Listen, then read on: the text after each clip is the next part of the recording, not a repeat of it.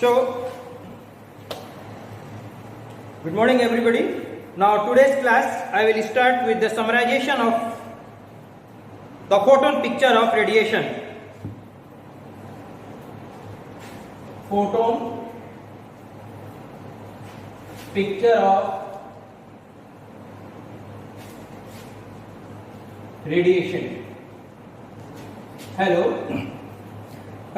So photon picture of radiation. What we discussed till now is that the Einstein photoelectric equation was supported by Millikan as well as the Comptons. Okay, and Einstein also found a strange fact that light in interaction with the matter behaved as if it was made of quanta or particles. He also got one important result. So Einstein arrived at a conclusion, at an important result, that light quantum can also be associated with momentum if it is in particle. So this, since quanta of energy is a packet having some definite value of the energy, and if it is associated with momentum, then must be its nature is your particle nature. The first summarization is that in interaction of radiation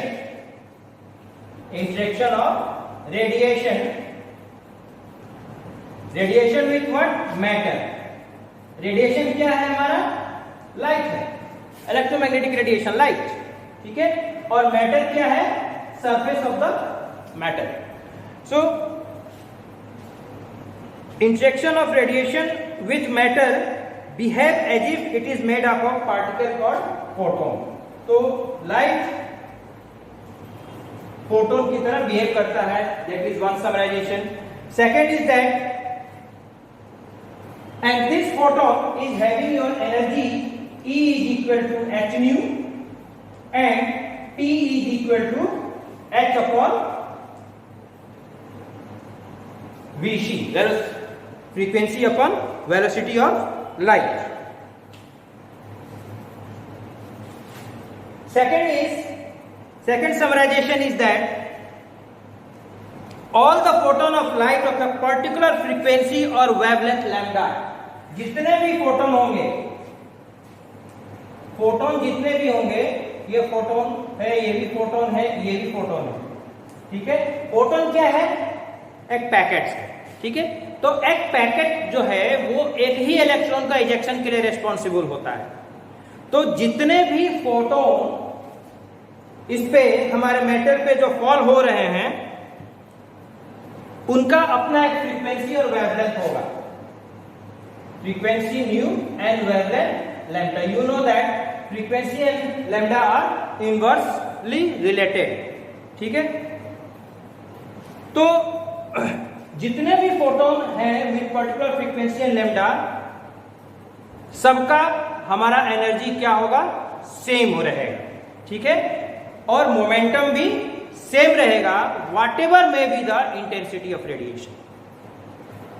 देखिए यहां intensity of radiation चाहे जो कुछ भी हो, तीव्रता, intensity of radiation means an amount of energy falling per unit area,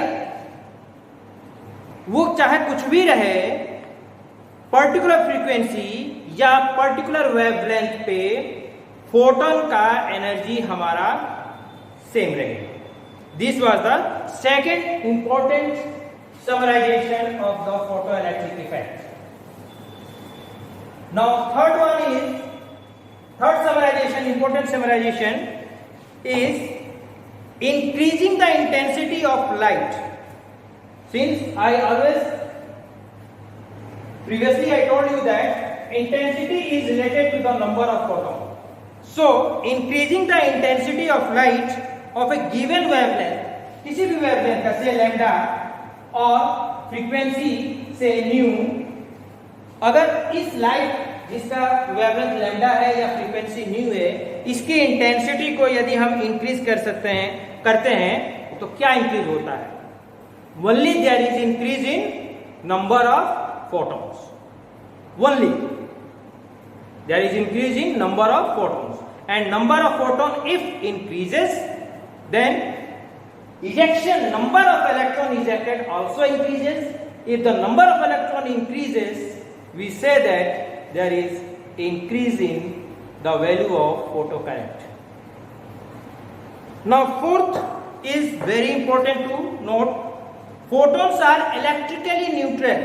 अब photon के बारे में थोड़ा सा फोटोन का पिक्चर इमेजिन करिए कि फोटोन होते क्या है।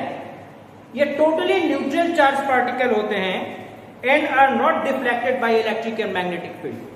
फोटोन कहीं भी, चाहे फोटो इलेक्ट्रिक इफेक्ट हो या फिजिक्स के किसी भी ब्रांच में, अगर हम फोटोन ऑफ लाइट कंसिडर करते हैं तो वो फोटोन को हम क्या कंसिडर करते हैं? न्यूट्रल कंसिडर करते हैं। और जब कोई भी चीज न्यूट्रल होता है, it is independent of electric field and magnetic field. तो ये एक फोटोन के बारे में आप पिक्चर आप याद रख सकते हैं। Now fourth properties what we have noted is in photon particle collision, photon and particle collision में, जैसे यहां पर हमने क्या किसका कोलाइजन लिया? फोटोन का और मैटर का। तो मैटर में क्या है? इलेक्ट्रॉन है। तो यहां पे कोलाइजन किसके बीच हुआ? फोटोन और इलेक्ट्रॉन के बीच हुआ। तो फोटोन इलेक्ट्रॉन बीच में there is total transfer of energy and momentum, and that is nothing but your elastic collision. This is the nature of elastic collision. You can refer back what is elastic collision. In elastic collision there is a total transfer of energy as well as momentum. So this is also an important observation, but remember, during elastic collision the number of photon may increase or increase due to ejection of and decrease due to the absorption. तो photon की संख्या घट बढ़ सकती है, लेकिन इसकी जो संख्या है, जो एनर्जी और मोमेंटम की जो संख्या है, ये हमारा क्या होता है? कंजर्व होता है। जितना फोटोन का एनर्जी होगा, जितना मोमेंटम होगा, उतना ही एनर्जी और मोमेंटम उस इलेक्ट्रॉन का होगा जो कि उस फोटोन ने इजेक्ट किया हुआ है। लेकिन नंबर ऑफ फोटोन में इंक्रीज और decrease. Remember this point also. Now let me define what is Compton effect. The scattering of photon by an electron, the scattering of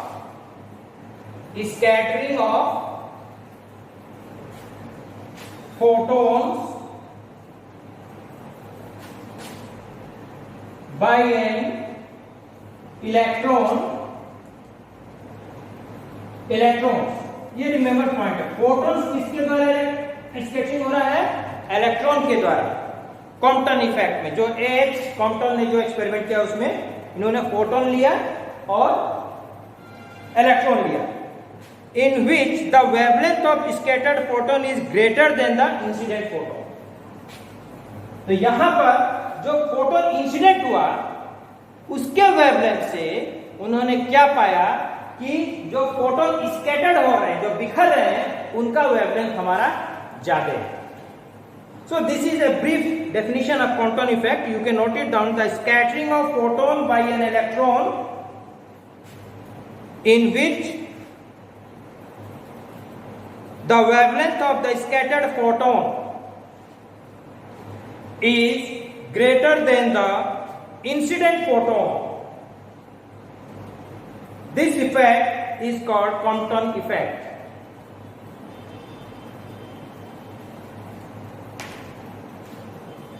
Now this is all about your phenomena of photoelectric effect proving light to be a particle in nature. One practical application of this photoelectric effect is your photocell.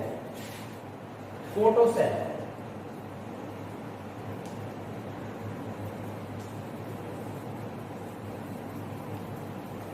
That is the solar cell. So this is all about the photoelectric effects. In this chapter only we have left the de Broglie-Webb equation and hypothesis. So before that we will see some numerical problems coming in your examination, basically 2 to 3 models are there. Okay, तो उसी model base पे आपको examination में आपके ये numericals आते हैं. Work function of caesium is given as work function denoted in the NCERT book. Phi naught is representation, so it is 2.14 electron volt for cesium. Threshold, जब थ्रेशोल्ड फ्रीक्वेंसी हमको निकालना है, वर्क फंक्शन हमको पता है, तो वर्क फंक्शन को equate करेंगे. Phi not is equal to h times of threshold frequency. ये हमारा वर्क फंक्शन का इक्वेशन होता है. इसमें से हमको ये निकालना है, ये दिया हुआ है प्लैंक्स कांस्टेंट है. So you can find the threshold value of the frequency phi not upon h. Got it? And this comes to be 5.16 into 10 to the power 14 hertz. 5.16 into 10 to the power 14 hertz. You calculate for the given 2.1 electron volt. Electron volt को हम joule में ही रखेंगे और जो h है Planck's constant का value है उसको हम जूल सेकंड में रखेंगे. ठीक है, तो joule B part of this question is find the wavelength of the incident light if the photo current is brought to zero by stopping potential of 0.60 volt. Stopping potential दिया हुआ है, यानी अब यहां पर जो हम लिख रहे हैं ये V not means stopping potential, representation for the stopping potential. V naught is given as 0.6 volt. 0.6 volt. ठीक है, और इस 0.6 वोल्ट अप्लाई करने पे हमको वेवलेंथ निकालना है. कब वेवलेंथ किसका निकालना है? The wavelength of incident light if the photo current is brought to zero, यानी करंट हमारा इस स्टॉपिंग पोटेंशियल पे क्या आ जा रहा है? आई नॉट जो है वो हमारा जीरो हो जा रहा है. I for current you represent small I for the current. So I not means at this stopping potential the current becomes zero. So what is the wavelength of the incident light? Wavelength of the incident light if the photo current is brought to zero by the stopping potential of 0.6 volt. Now you have to think that the photo current reduces to zero. The photo current reduces to zero when the maximum kinetic energy of the photoelectrons becomes equal to, जब current हो जा रहा है, जब current हमारा zero हो जा रहा है स्टॉपिंग पोटेंशियल या रिटार्डिंग पोटेंशियल में, तो फोटो करंट का एनर्जी जो है वो मैक्सिमम हो जा रहा है और जिसका वैल्यू होता है E times of stopping potential. ये हमारा होता है मैक्सिमम वैल्यू. यहां पर ऑलरेडी सेंटेंस कह रहा है कि the current becomes zero. So if the current becomes zero at this potential, the photo current has maximum kinetic energy at when current is zero and its value is given as E times of potential, retarding potential. So what we have to find is the wavelength. So EV naught is equal to what? K max, kinetic energy maximum, and this from photoelectric effect this K max is equal to what? H nu minus phi.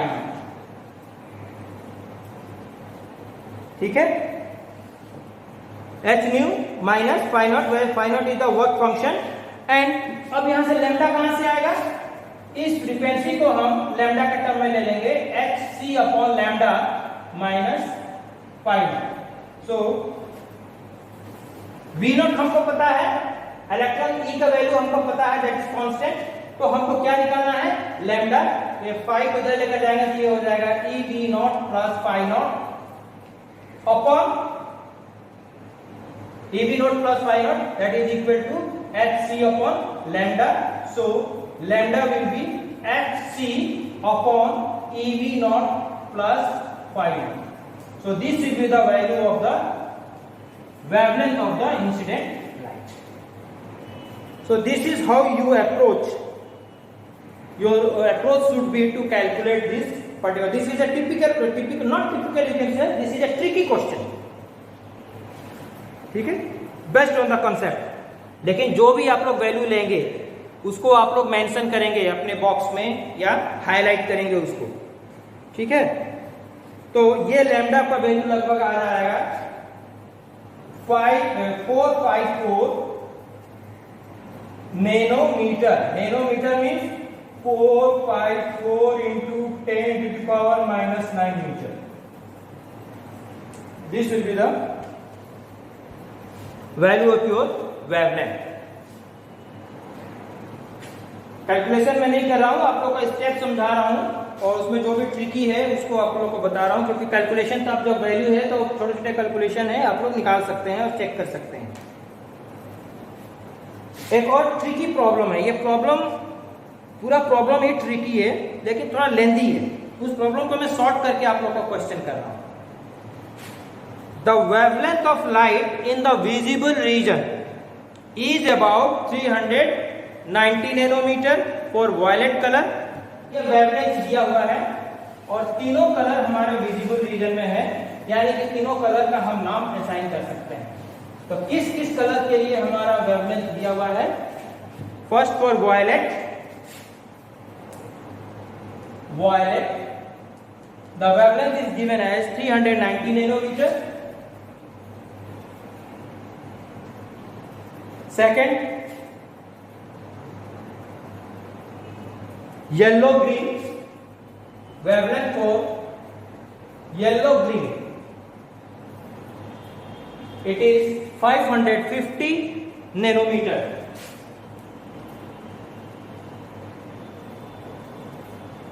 And wavelength for red is given as 760 nanometer. 760 nanometre. ठीक है, तीन wavelength दिया हुआ है. Now the question is what are the energy of photon in electron volt. देखिए अब हमको energy किसमें निकालना है? इलेक्ट्रॉन वोल्ट में निकालना है. ध्यान रखिए, what are the energies of photon in the electron volt at violet and.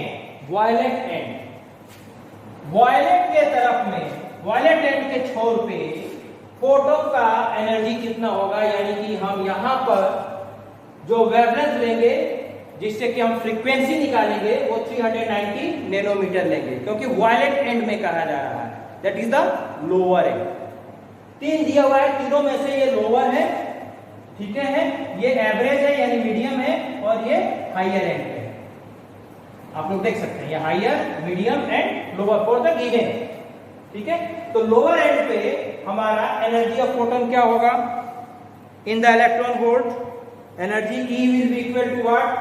E will be equal to h time to nu. E is equal to h into nu होता है, so h will be equal to c upon lambda. यहाँ पर हम nu नहीं ले रहे हैं, क्यों? क्योंकि हमको फ्रीक्वेंसी नहीं लैम्डा दिया हुआ है. तो लैम्डा जब दिया हुआ है तो हम ये इक्वेशन को यूज करेंगे. ठीक है, तो वायलेट के लिए E वायलेट निकाल लीजिए. E violet is equal to h constant, c का वैल्यू कांस्टेंट, c का लैम्डा का value 390 into 10 to power minus 9 metre ले लेंगे. ठीक है, ये हो जाएगा हमारा एनर्जी जो आएगा ये होगा हमारा जूल में आएगा. अब हमको इलेक्ट्रॉन वोल्ट में निकालना है. ठीक है, तो अब इलेक्ट्रॉन वोल्ट में निकालने के लिए इस पूरे वैल्यू को जितना भी आएगा उसको हम कितना से डिवाइड करेंगे? 1.6 into 10 to the power minus 19 coulomb से डिवाइड कर देंगे. तो जो हमारा वैल्यू आएगा वो हमारा इलेक्ट्रॉन वोल्ट में हो जाएगा. यहाँ पे पहले आएगा जूल में, और जूल एनर्जी को जब हम 1.6 into 10 to the power minus 19 column से डिवाइड करेंगे कूलम से, तो ये हो जाएगा हमारा इलेक्ट्रॉन वोल्ट में एनर्जी आपको मिल जाएगी. तो तीनों का आप लोग इलेक्ट्रॉन वोल्ट में एनर्जी निकाल सकते हैं, वेवलेंथ।